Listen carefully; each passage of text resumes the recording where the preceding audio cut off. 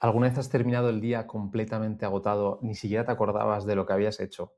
Y luego has probado agendas, aplicaciones, a bloquear apps del móvil, técnicas de productividad, te has puesto a meditar incluso, y parece como que durante unos días es algo que puede funcionar, pero al final vuelves al mismo punto y acabas teniendo ruido mental, tareas que se acumulan, dificultad para concentrarte. Hay algo probablemente que necesitas entender. Probablemente hay diferentes problemas de estrés, de procrastinación, de falta de foco, de desorganización y tienes una mente que no está preparada para gestionar la carga que estás soportando. Por lo tanto, esto se va resolviendo entendiendo cómo funciona tu mente y entrenando las capacidades adecuadas. Esto es lo que conocemos como entrenamiento mental, que no simplemente es meditar o hacer ejercicios de respiración o de lo que sea. Hay una parte psicológica, hay una parte de neurociencia, hay una parte de mindfulness, hay una parte de regulación emocional, de productividad, de hábitos, de toma de decisiones. Como puedes ver, es bastante más global que simplemente ponerte a meditar o descargarte una aplicación. Entonces, en este vídeo te voy a explicar 30 conceptos fundamentales que necesitas conocer para trabajar con foco, para quitarte ruido mental y para construir una productividad que sea sostenible para el nivel que tú puedes sostener. Estos conceptos son los que yo personalmente he tenido que interiorizar y que me han ayudado muchísimo a cambiar mi relación con el trabajo. Hubo una etapa en la que yo miraba mi Google Calendar y literalmente no tenía espacio para vivir. Intentaba ser el mejor en todo, no me permitía fallar en nada. Si me encontraba peor, no tenía energía, mi respuesta era optimizar todavía más, organizarme más, presionarme más, intentar controlar más todas las cosas, hasta que he ido entendiendo que realmente no es un tema de que medite o que me falte una técnica de productividad, simplemente que he construido una relación con mi propia mente totalmente disfuncional y tóxica.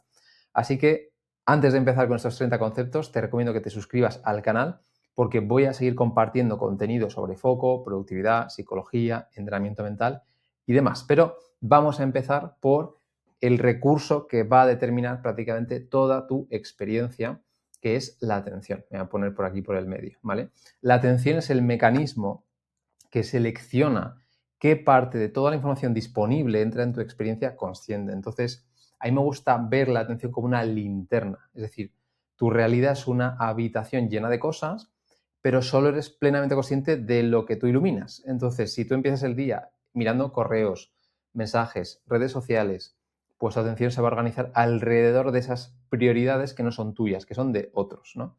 Sin embargo, si empiezas el día conectando con una tarea importante, vas a organizar tu atención alrededor de una intención que es propia, ¿vale? Y el problema de muchas personas es que su atención no es algo que ellos decidan dónde la ponen, sino que lo decidan otras personas y se entregan al primer estímulo de cambio que aparece, que probablemente es hasta el propio teléfono cuando están todavía en la cama recién despertados. Entonces, cuando tú no eliges dónde colocas tu atención, va a ser el entorno el que va a elegirlo por ti, ¿vale? Y este es lo fundamental y lo primero que quiero que tú conozcas. Lo segundo es tu memoria de trabajo, es decir, la memoria de trabajo es un espacio muy pequeño, a mí me gusta verlo como una mesa de trabajo donde puedes craftear y construir objetos y es un espacio pequeñito que usas para mantener información mientras piensas. Entonces, también la puedes ver como una especie de memoria RAM imaginaria, por así decirlo, que utilizas cuando resuelves un problema, cuando redactas un mensaje, cuando intentas mantener varias ideas al mismo tiempo en tu mente. Lo que sucede es que esta memoria de trabajo es bastante limitada. Entonces, si tú mientras trabajas tienes que recordar que tienes que responder a un cliente, hacer la compra de casa, pedir una cita para la peluquería, terminar una presentación que tienes por la tarde, parte de esa memoria de trabajo ya está ocupada por algunas cosas. Entonces, a veces creemos que lo que nos falta es foco cuando realmente tienes muchos procesos abiertos consumiendo recursos mentales y tu mente está diseñada para pensar, no para almacenar indefinidamente todo lo que está pendiente. El tercer concepto que creo es súper importante, unido a este anterior, es la carga cognitiva, es decir, el esfuerzo mental necesario para procesar una situación. De hecho, yo siempre a los alumnos les hago ver cuál es la carga cognitiva asociada a las tareas. Algunas son de mucha alta carga cognitiva, que es lo que yo llamo alta alquimia, o de baja carga cognitiva o de baja alquimia, ¿no? Entonces, una tarea no pesa únicamente por la duración de la misma, pesa por el nivel de incertidumbre, las decisiones que tienes que tomar asociadas, emociones que te pueden conllevar esa tarea porque te estás exponiendo a algo, ¿no? tú crees que estás escribiendo, pues, no sé, un mail a una persona, pero de fondo estás estructurando un mensaje. El precio que vas a pagar por hacer una cagada. ¿Cuándo lo envías? ¿Qué pensará la otra persona? Es decir, tú piensas que solo de redactar un mensaje en un correo, pero mentalmente son 6 cosas pasando al mismo tiempo. Entonces, algunas acciones, por muy pequeñas que sean, a veces generan mucho cansancio porque tienen una alta carga cognitiva y hay que poner esas tareas de manera estratégica a lo largo del día y de la semana. El cuarto concepto es el del piloto automático. El piloto automático es básicamente ese conjunto de respuestas que tú vas a ejecutar sin decidirlo conscientemente. Pues gracias a este piloto automático puedes conducir, puedes caminar, puedes cepillarte los dientes. El problema es que muchas veces automatizas respuestas que son tóxicas, ¿vale? Por ejemplo, ¿cuántas veces, o sea, podrías casi con los ojos cerrados desbloquear el teléfono y abrir la aplicación de Instagram y tu dedo simplemente de la memoria motora ya sabe cómo abrir Instagram, ¿no?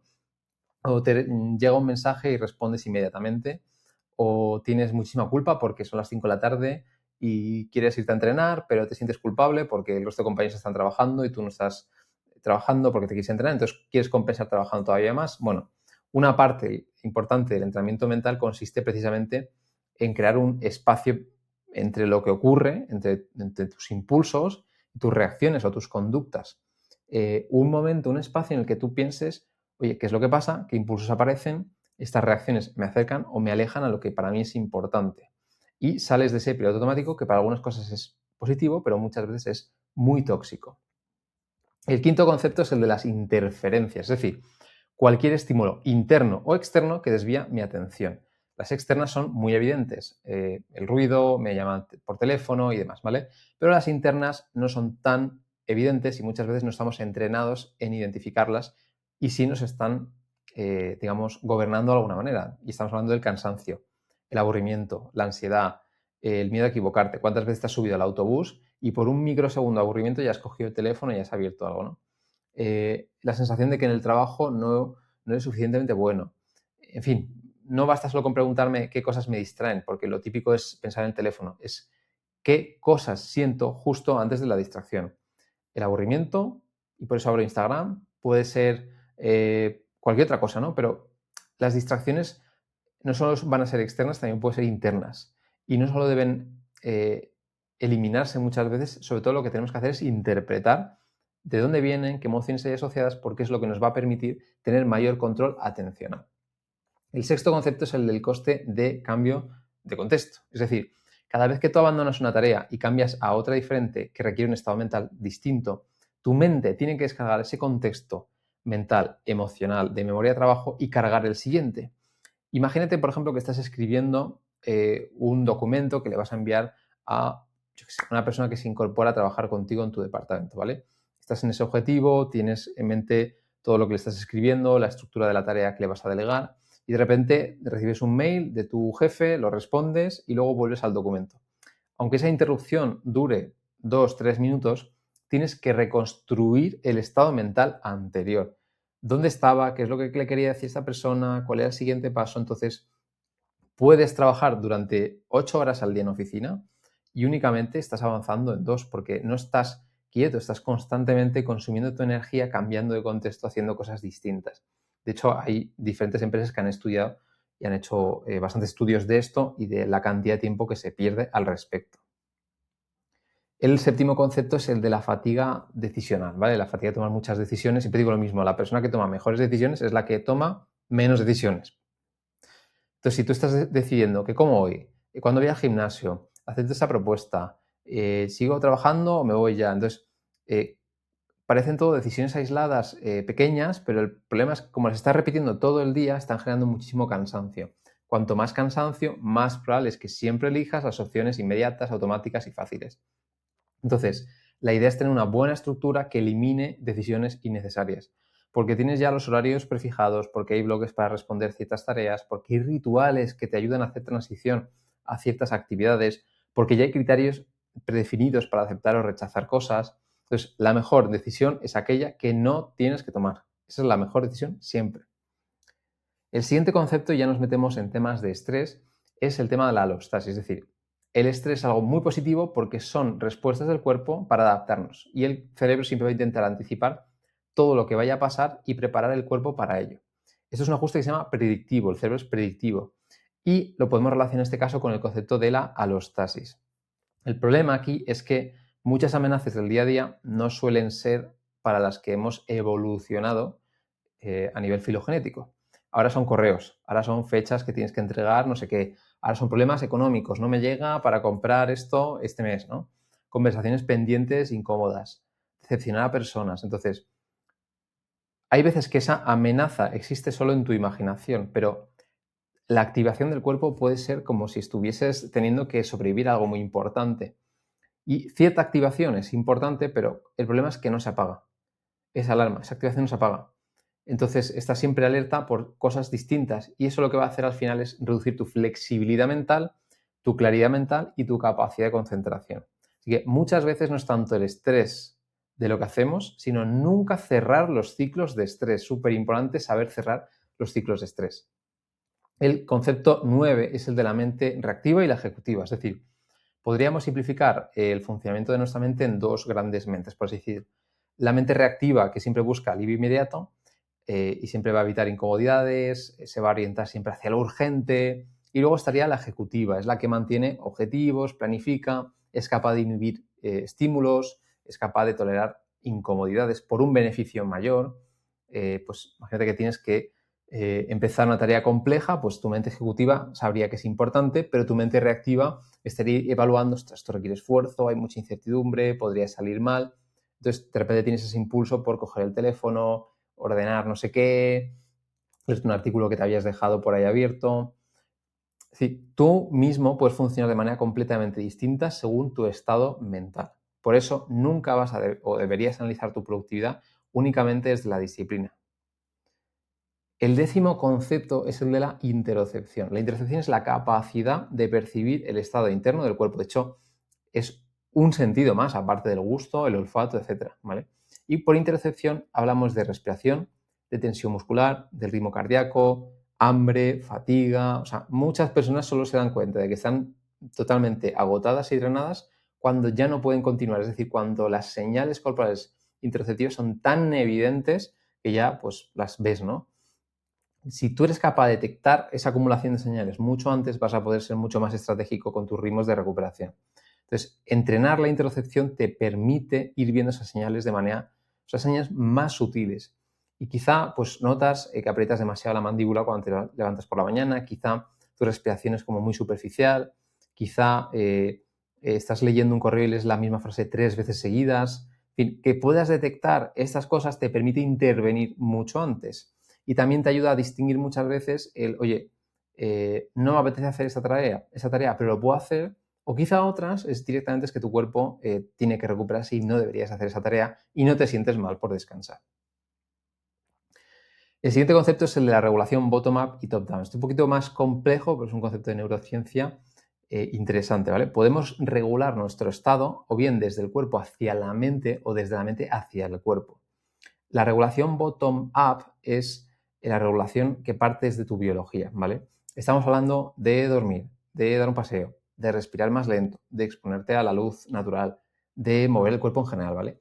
La regulación top-down parte de procesos más deliberados, ¿vale? Bueno, no es como tal de la mente, pero sí de procesos más deliberados, más conscientes, ¿vale? Pues, por ejemplo, te pones a escribir para interpretar una situación difícil de una manera diferente, ¿no? Le empiezas a poner nombre a una emoción, observas un pensamiento, recuerdas tus valores, te pones a hacer una práctica de atención plena, ¿vale? Lo ideal es combinar ambas. Puedes, por ejemplo, ralentizar la respiración y luego escribir qué es lo que te preocupa, o puedes descansar y luego ves cómo renegocias con ese compromiso. Igual querías ir al gimnasio y dices, oye, mira, al final voy a entrenar en casa. Pero no hay que confundir estos dos niveles, ¿vale? Porque si tu agenda del día es imposible, la meditación te puede ayudar, pero también vas a tener que eliminar cosas, ¿vale? O si estás agotado, ponerte a escribir o a leer un libro de desarrollo personal no va a sustituir que tengas que dormir por la noche, ¿me entiendes, no? Bueno, este es un concepto muy interesante, aunque es un poquito más complejo. Luego está el concepto de la rumiación y los bucles abiertos. Un bucle abierto es básicamente un tema que tu mente percibe como incompleto o importante, es decir, una conversación que no has terminado con alguien, ¿no? Una decisión que estás aplazando, un mensaje que no has respondido y te ha llegado, algo que no quieres olvidar. Pues tu cerebro va volviendo a estos asuntos todo el rato porque quiere resolverlos. Esa rumiación aparece sobre todo cuando le das vueltas a las mismas ideas sin necesariamente tener más información ni acabar tomando ninguna acción, pero parece como un trabajo mental que sirve para algo, ¿no? Y muchas veces es muy repetitivo y el primer paso, súper importante, es sacar todo de tu cabeza. Tu cabeza no debería tener constantemente bucles abiertos, deberías pasarlo por escrito. Una reflexión o una conversación con alguien o simplemente tomar una decisión sobre algo que no puedes hacer. El siguiente concepto, bueno, no hace falta ni que lo explique, ¿no? Procrastinar, posponer una acción que puede ser importante por ese alivio emocional cortoplacista. Entonces, tú cuando procrastinas, evidentemente no procrastinas la tarea, sino lo que te está haciendo sentir.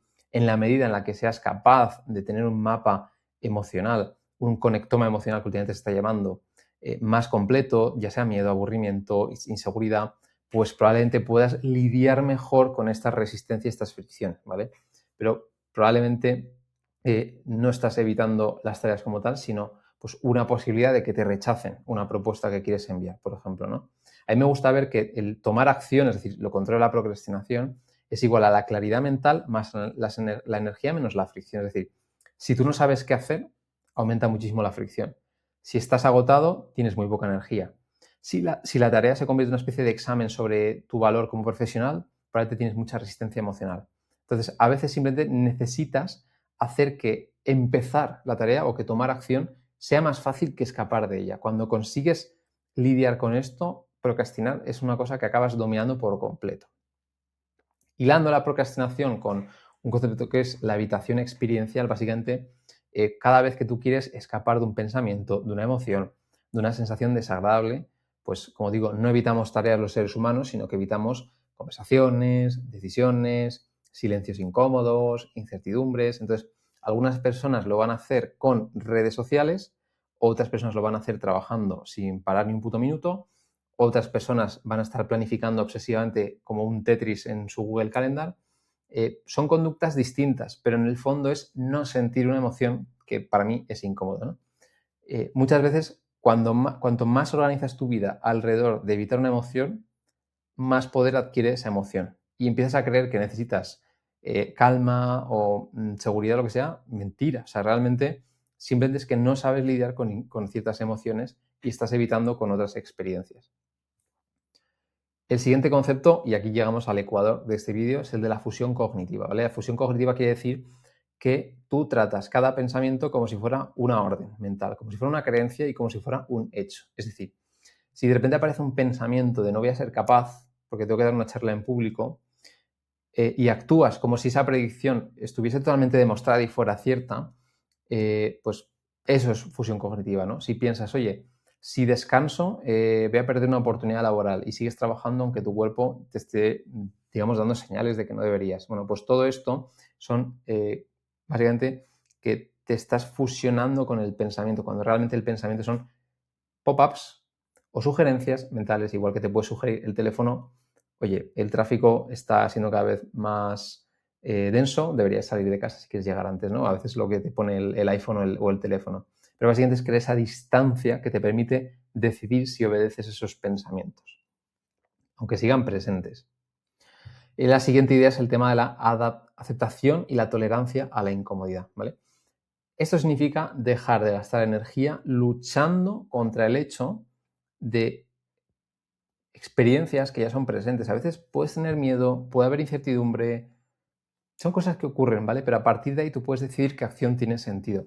La mayoría de acciones importantes muchas veces son incómodas. O sea, la mayoría de cosas de las que te vas a sentir orgulloso en tu vida, que te van a hacer avanzar, son incómodas. O sea, poner un límite, tener una conversación difícil con tu pareja, empezar una tarea compleja. Si tú esperas a que desaparezca la incomodidad para hacer ciertas cosas, nunca vas a avanzar en nada. O sea, todo lo que merece la pena en la vida suele ser bastante incómodo. Entonces, ¿hasta qué punto estás dispuesto a sentir esto durante una serie de minutos para hacer algo que es importante para ti? ¿Vale? Súper importante esta capacidad. La siguiente es la autocompasión. La autocompasión es básicamente responder a tu dificultad personal, a una mala época, a una mala racha, con cierta comprensión y con cierta responsabilidad en lugar de tener ese autodiálogo negativo de insultos a uno mismo, ¿no? no es justificarte con todo, más bien es, oye, no convertir cada error en un juicio sobre quién eres.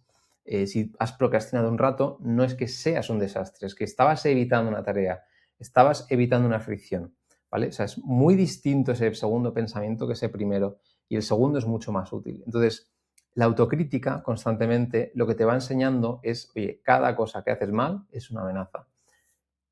Y la autocompasión lo que te va enseñando es que puedes ser una persona productiva, pero debes hacer que la productividad sea sostenible. Y muchas veces vas a encontrarte con límites en los que directamente no es sostenible esa productividad que estás buscando.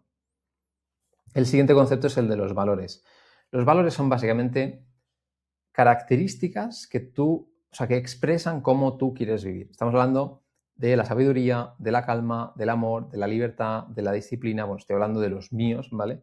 Pero los valores no son tareas, son direcciones. Es decir, si yo valoro el amor, lo expreso a través de el cuidado oye, le hago un regalo a un amigo, ¿no? Si yo valoro la sabiduría, lo expreso en, oye, leo todas las mañanas y me gusta enseñar, ¿no? Sí, o sea, los valores son básicamente útiles cuando no hay respuestas, perfectamente definidas a las cosas, porque te ayudan a decidir qué clase de persona quieres ser mientras haces cosas que, bueno, no tienes, digamos, la certeza de qué es lo que hay que hacer. Entonces, antes de entrenar tu foco, siempre debes decir qué es lo que merece la pena tu atención. Y realmente yo me he dado cuenta que eso lo puedes conseguir cuando tienes una dirección adecuada, porque una persona en una dirección equivocada en su vida, por mucho que quiera ser productiva, por mucho que quiera estar enfocada o por mucho que quiera ser disciplinada, solo va a ir en una dirección incorrecta y eso le va a llevar a la dispersión y al desenfoque sí o sí. El siguiente concepto es el de la dirección, como estoy hablando, es decir, si bien un objetivo es un resultado que tú quieres alcanzar, un número de facturación, un proyecto, publicar un libro, etcétera, ¿vale? Un valor es una dirección que quieres seguir, como una brújula que simplemente te apunta hacia el norte.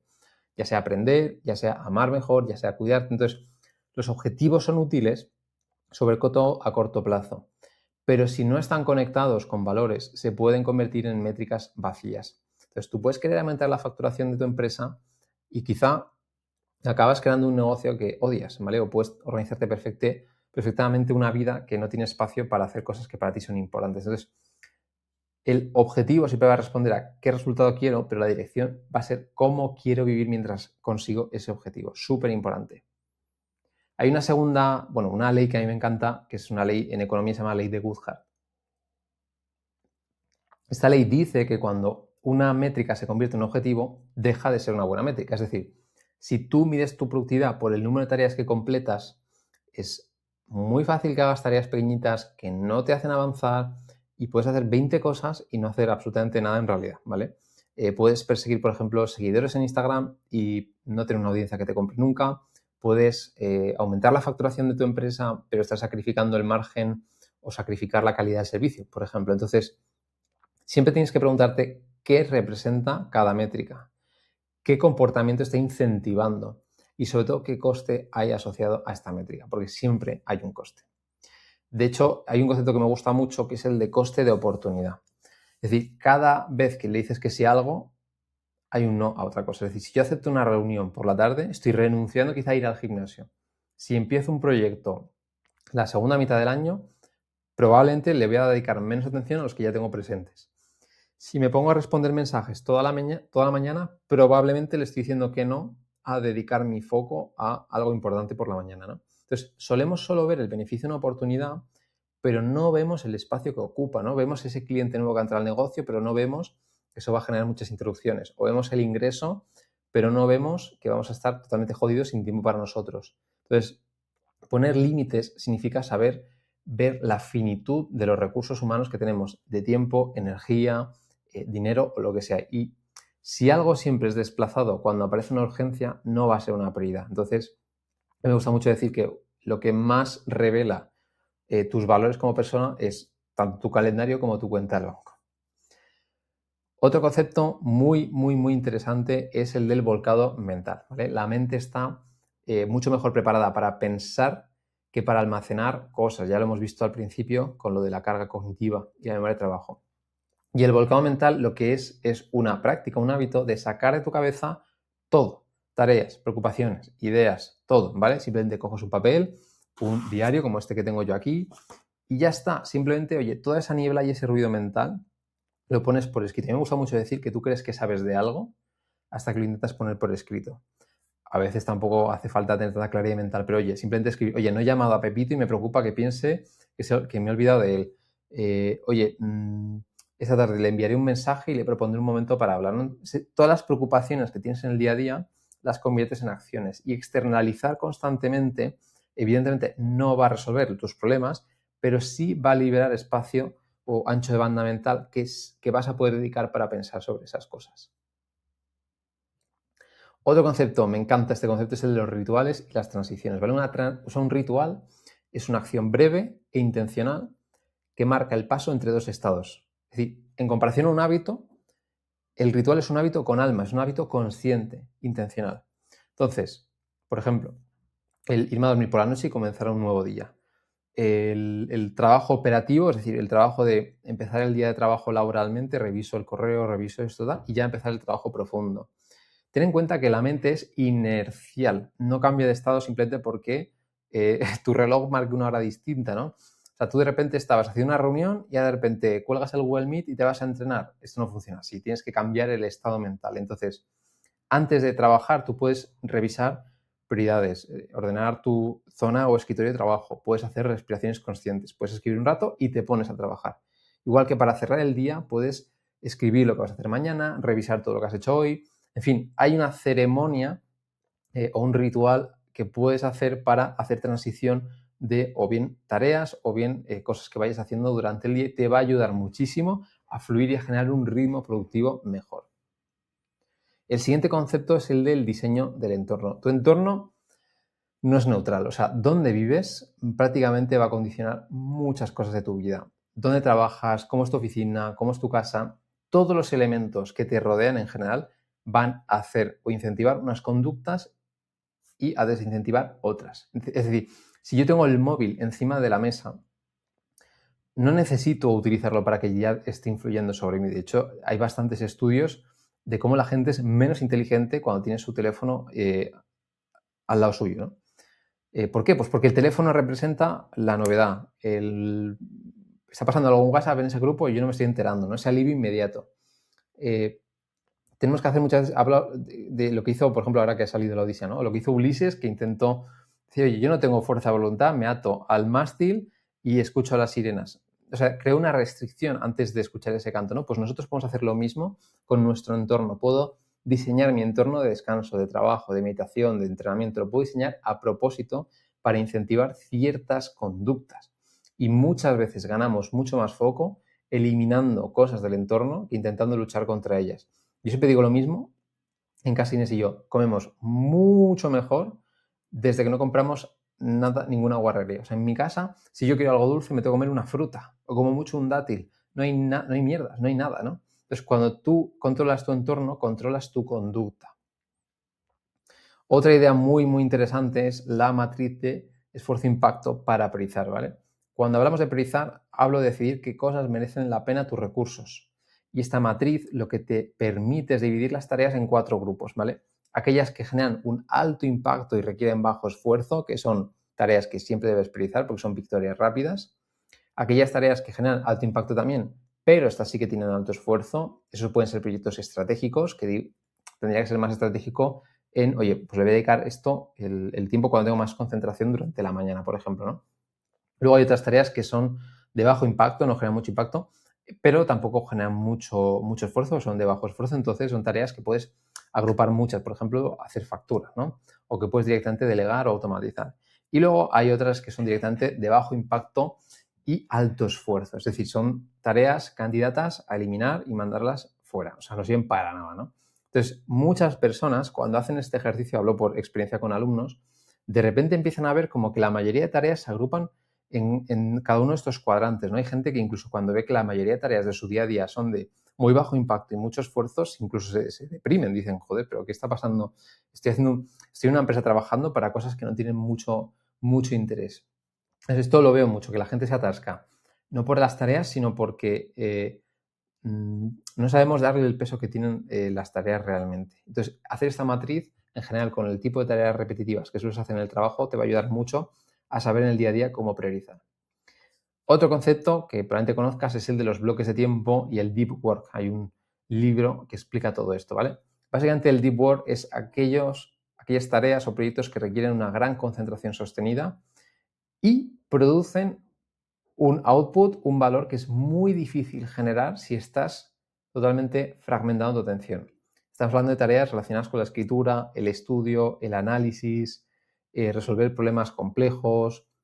Entonces, por mucho que te pongas una lista de tareas de qué cosas quieres hacer y ponerlo en un calendario, si no te generas bloques de trabajo y favoreces entrar en un estado de concentración importante, son tareas que probablemente no vas a hacer nunca.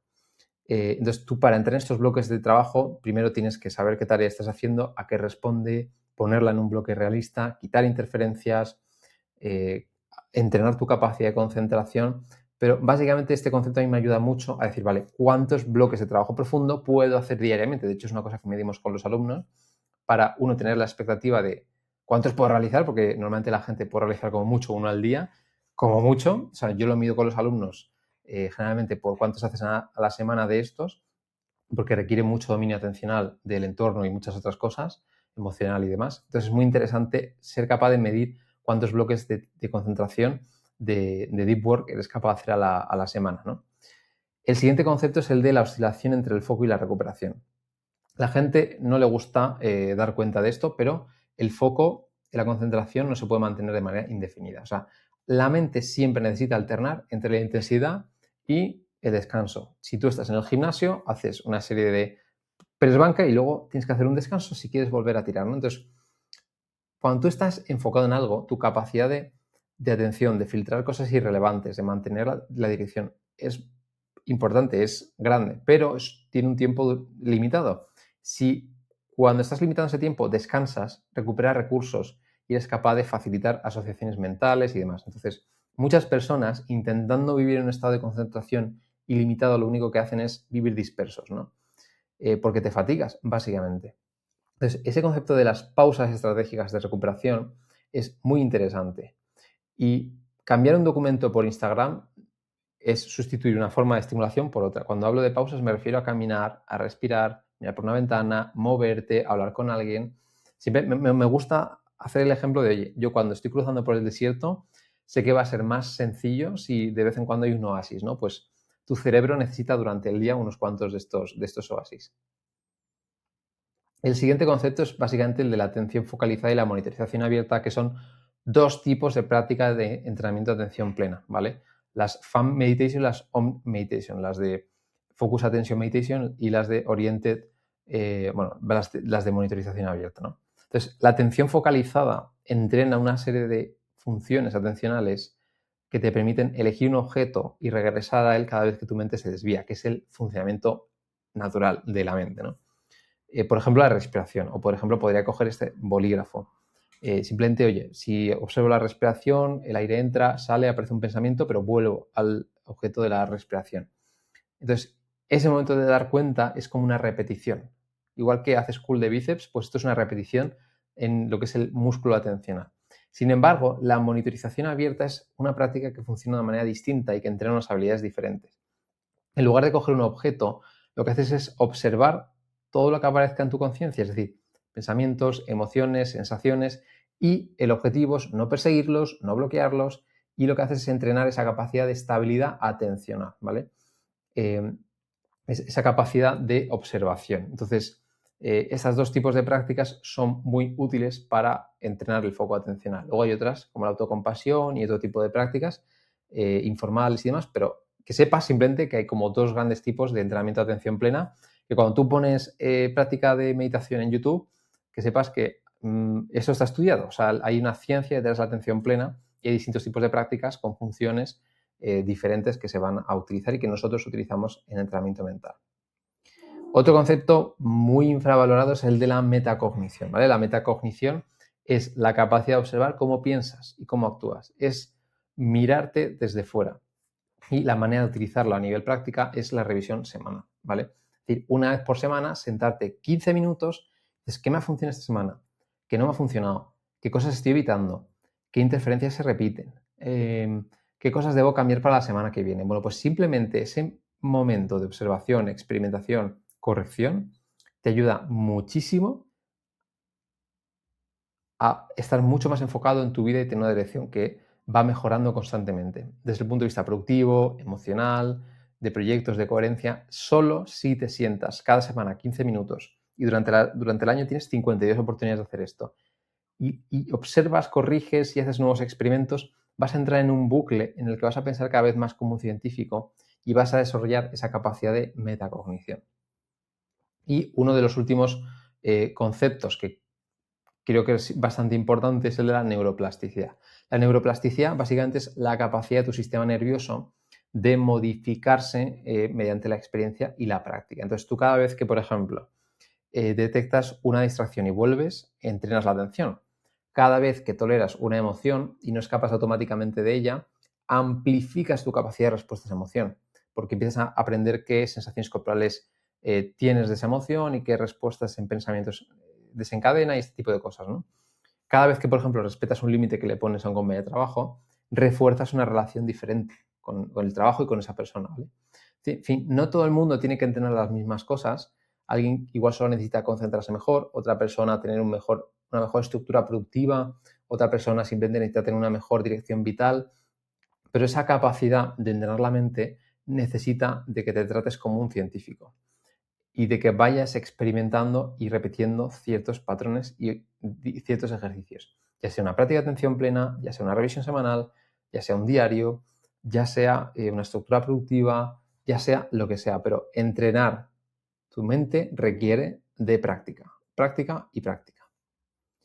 Y estos básicamente son los 30 conceptos. Si has llegado hasta aquí, probablemente has entendido que el foco, que el estrés, que la procrastinación no son problemas independientes, forman parte del mismo sistema. Si tu atención se satura, si aumenta la carga mental, si el estrés reduce tu flexibilidad mental, si buscas ese alivio inmediato, si procrastinas, si te culpas, si compensas poniéndote más presión encima, si tu agenda se llena de cosas, si vuelves a tener un bajo nivel de vitalidad, bueno, pues son cosas que probablemente tengan que ver porque tu mente no está preparada para lidiar con el día a día que tienes. Por eso, no solo es todo una cuestión de disciplina, fuerza y voluntad, sino que tienes que encontrar qué habilidad o qué sistema de entrenamiento mental deberías estar introduciendo en tu vida.